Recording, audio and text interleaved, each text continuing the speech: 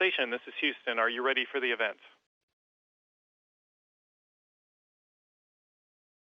Houston station, we're ready for the event. CBS Radio, this is Mission Control Houston. Please call station for a voice check. Station, good morning. This is CBS News Radio. How do you hear us? We've got you loud and clear. Good morning. Commander Dan Burbank and Flight Engineer Don Pettit, good morning. This is Peter King. Bill Harwood will be joining me in just a moment. And we just want to start with the news of the day, and that is this solar storm that we've all been talking about that's pretty much turned out to be a bust. But we're wondering, and I think a lot of people would love to know, for Commander Burbank, what is protecting you from solar storms, solar flares, and the like? Well, yeah, you should. Well, in general, Peter, the same thing that's protecting you and all the folks on planet Earth. Most of the work is done by the Earth's magnetosphere, and we're above the atmosphere. So there's some of the protection that you also get by the atmosphere that we don't benefit from. The space station hull itself actually protects us some, and it kind of depends on the energy of the particles. Don here has a particle detector that's actually showing you, I don't know if you're able to hear it at all, but it actually gives you an LED readout, and it'll actually indicate particle events. And depending on where we are in our orbit, there'll be times when that'll actually be a little bit more energetic, and if the sun's more energetic, you'll actually see an indication on here as well. If the situation were to become more dangerous, by the way, we are hearing that. Thank you for that. If the situation were to become more dangerous, where would you go for better protection?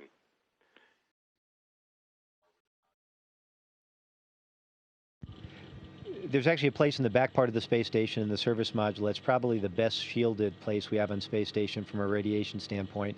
You know, ultimately, if it got serious enough, then you always have the capability of returning. And in low Earth orbit, generally speaking, I don't think that's ever been really a big issue. We get reports, and the spaceflight meteorological folks that track this for NASA give us reports regularly. The doctors track it as well. We wear dosimeters. We actually have dosimeters in our pockets. We take those up with us uphill and have them while we're on orbit as well. And we got lots of folks and lots of technology that kind of has our back when it comes to radiation. Great. And for Don, you know, we've seen some pretty amazing pictures that you guys have sent back, especially the Northern Lights, but we'd love a word picture on what you've been able to see, not just with the Northern Lights, but if you've been able to observe any of that sun activity out further into deep space from your vantage point. Right now, we have good viewing in the southern hemisphere during the nighttime. So we're looking at Aurora Australis, and if it wasn't for this press interview right now, I'd be in the cupola taking pictures, because we're currently between Antarctica and Australia, and that's where the hot region, so to speak, and this cosmic ray detector.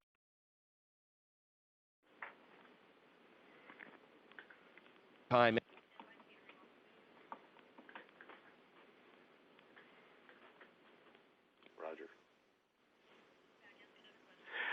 Don, we lost the last part of your answer. If you could backtrack just a couple seconds here. Okay, right now we're looking at Aurora Australis. The phase of our flight is conducive for looking at that, and we're seeing good displays of that. And it looks like luminous amoebas crawling around in the sky. Aurora is one of the most beautiful natural phenomenology that you can see at nighttime when you're in orbit. Hey guys, this is Bill Harwood over at the Kennedy Space Center, and Don, that's a fabulous description. You know, we've seen some video in recent weeks, time-lapse stuff that shows the aurora with great effect, I think, on the ground. But of course, nobody's got a bird's-eye view like you guys. You know, I also like to say that there should have been a Greek goddess of Aurora. We have the goddess of the rainbow, the goddess of the sky, the goddess of waterfalls, and the goddess of all these other things. It's too, you know, Aurora is something that there should be a goddess of Aurora. Yeah, I guess there should. That's a pretty good description. Hey, let me shift gears real quick and touch on a couple of other things. And first, let me ask you a question, Dan. I was thinking the other day that if this had been the normal schedule, you'd be packing up, I guess, to head out in a week or so and come home, but instead, of course, you're here till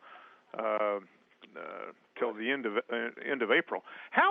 What kind of adjustment did that require of you to kind of reset your psychological clock, I guess, for an extended duration stay?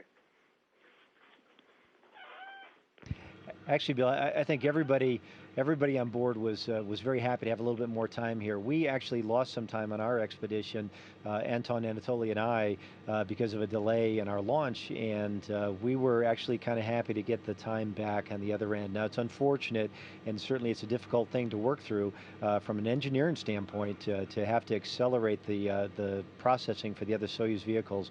But just on a purely personal basis, it's great to have a little bit more time up here. Yeah, I bet, especially when you get to see something like these Aurora. Let me ask Don Pettit a quick question. We were out here, I guess, a week or so ago, and SpaceX stood up the Falcon 9 and the Dragon on top, and I guess that thing's supposed to actually get there around the 3rd of May on the current schedule anyway. Can you give us a little sense of what you guys have to do? I know Dan will be gone, but what you and Andre have to do to get ready for that, to be prepared for it, or are you already ready? I'm not sure how much additional work is required. There's a fair amount of work when a visiting vehicle comes up, and Dragon and Cygnus and HTV all come close to station, and then we snag them with a robotic arm, and it's kind of like a lasso and a steer in the rodeo. Hopefully it's not going to be bucking so much, and we just fly into it with the arm and grapple it, and then we berth the spacecraft to one of our berthing ports. And then we open up the hatch and unload all the supplies. This is Peter again, and a question for both of you. This has to do with the extended stay, and I'm asking this because I got my refund today. I'm wondering if you guys have both gotten your taxes done, and if there's anything you have to do from up there to make it happen. I haven't filed my taxes because I was in orbit, but I don't think that's much of an excuse, or I won't be filing mine, but I did put in an extension before launch. I figured that would be a safe thing to do. Commander? Yeah, same here. Smart move and good planning on both your parts. This is an election year, and, later on we'll be asking about people voting and stuff from space. But for the first time in a long time, space is part of the political equation. You're probably aware that one candidate has talked about moon bases and multiple rocket launches week after week from here in Florida. I'm wondering how you guys feel about this being part of the political landscape for the first time in a very long time.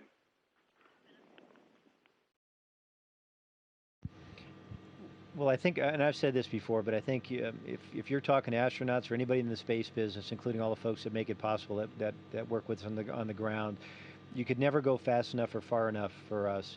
And it's always a good thing to have space elevated a little bit in the public consciousness. It is such a very small amount that we, as a people, as taxpayers, invest in space, and for that we get so much as a benefit. It goes directly into our tax base, certainly, but the technology, that you're in space and able to kind of push the bounds of human experience, that in itself is priceless. But it's on the order of 0.5% of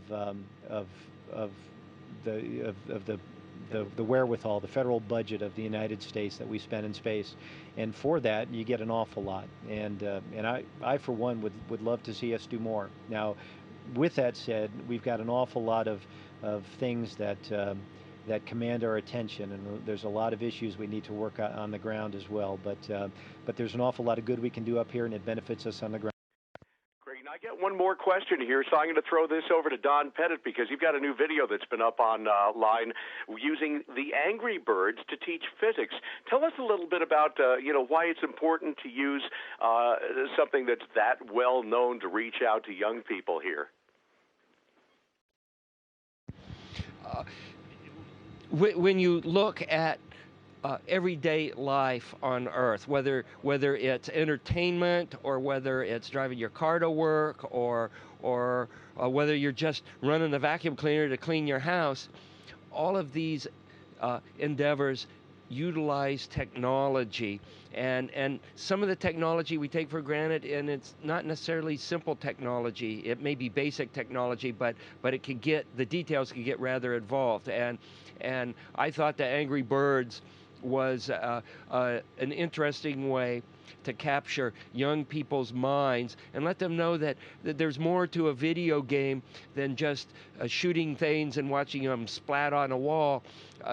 There's a lot of physics involved, and if you want to figure out how this game works, you need to understand the physics, and you can be a young person playing video games, and when it's all said and done, well, you know how to play a video game. But if you understand the physics behind it and you learn about the computer programming, when you're done with your entertainment, when you're done with your hobby, you can go out and get yourself a good job, and you can do interesting things with the knowledge that you gain. So I see any number of these venues as a means of getting people to become aware of the technology around them and become interested in the technology.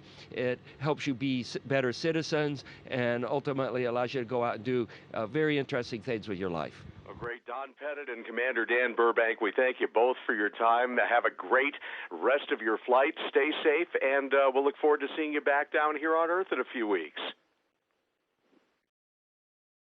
Peter, Bill, thanks very much. It was great spending time with you today. Us too. Station, this is Houston ACR. Thank you. That concludes the event. Thank you, CBS Radio. Station, please stand by while we reconfigure video and audio communications.